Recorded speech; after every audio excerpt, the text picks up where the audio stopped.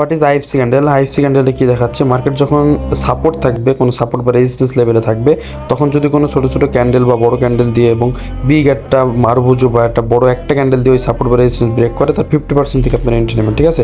দেন এটাকে বলে IFC candle.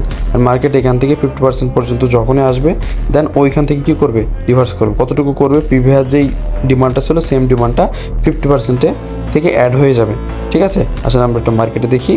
ওকে, এইটা হচ্ছে আমাদের একটা কি সাপোর্ট, অ্যান্ড সাপোর্টটা দেখেন একটা মারভুজো ক্যান্ডেল দিয়ে ব্রেক করছে, অ্যান্ড এর 50% থেকে আমরা এন্ট্রি নেবো অবশ্যই, তাই না? সো 50% আমরা ড্র করে নিয়েছি ফেয়ার ভ্যালু গ্যাপ সহ, অ্যান্ড এখান থেকে ক্যান্ডেল স্টিক কনফার্মেশন থেকে আমরা এন্ট্রি নিয়ে নেবো, ঠিক আছে?